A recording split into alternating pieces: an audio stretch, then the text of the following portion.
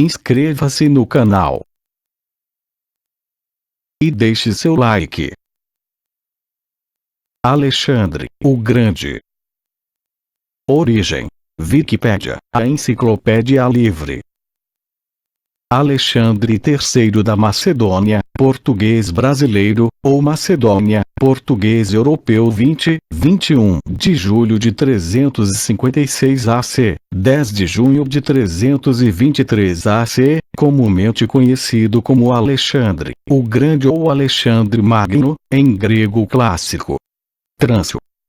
Alexandros Ômegas, foi rei, basileu, do reino grego antigo da Macedônia e um membro da dinastia Argêmada.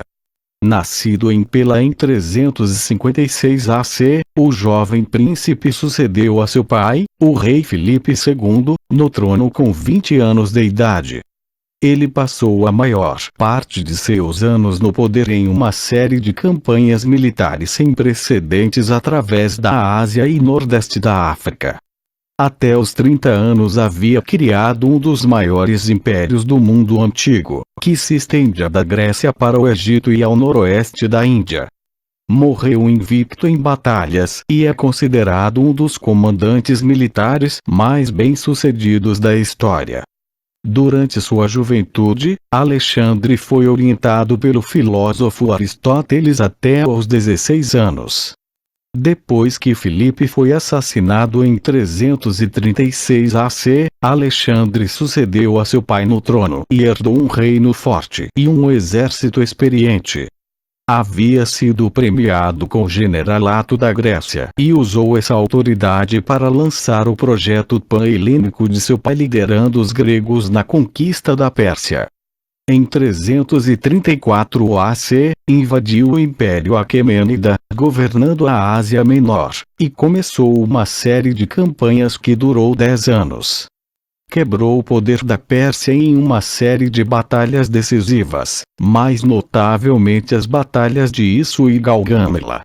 Em seguida, derrubou o rei persa Dário III e conquistou a Pérsia em sua totalidade.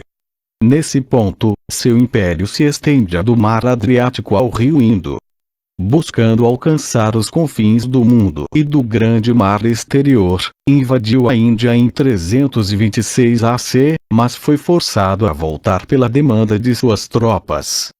Alexandre morreu na Babilônia em 323 AC, a cidade que planejava estabelecer como sua capital, sem executar uma série de campanhas planejadas que teria começado como uma invasão da Arábia. Nos anos seguintes à sua morte, uma série de guerras civis rasgou seu império em pedaços, resultando em vários estados governados pelos diádocos, sobreviventes e herdeiros generais de Alexandre. Seu legado inclui a difusão cultural que suas conquistas geraram, como o greco-budismo. Fundou cerca de 20 cidades que levavam o seu nome, principalmente Alexandria, no Egito. Seus assentamentos de colonos gregos e a propagação resultante da cultura grega no leste resultou em uma nova civilização helenística, aspectos que ainda eram evidentes nas tradições do Império Bizantino em meados do século XV e a presença de oradores gregos na região central e noroeste da Anatólia até a década de 1920. Alexandre se tornou lendário como um herói clássico no molde de Aquiles, e aparecendo com destaque na história e mito grego e culturas não gregas. Tornou-se a medida contra a qual os líderes militares se compararam, e academias militares em todo o mundo ainda ensinam suas táticas. É muitas vezes classificado entre as pessoas mais influentes do mundo em todos os tempos, junto com seu professor Aristóteles. Começo da vida. Linhagem e infância.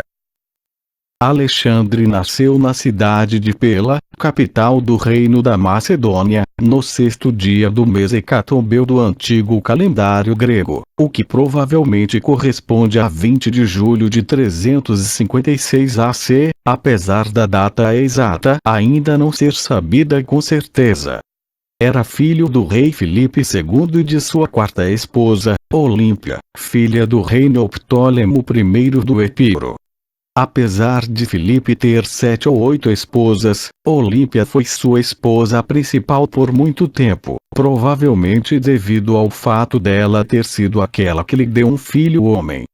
Muitas lendas envolvem o nascimento e infância de Alexandre. De acordo com o biógrafo grego Plutarco, Olímpia, na noite da consumação do seu casamento com Filipe, sonhou que seu útero fora atingido por um raio. É dito que Filipe, em um sonho um tempo após o casamento, viu-se segurando o útero de sua esposa marcando-o com um selo gravado como uma imagem de leão. Plutarco deu várias interpretações a este sonho. Talvez que Olímpia estivesse grávida antes do casamento, indicado pelo selo gravado em seu útero.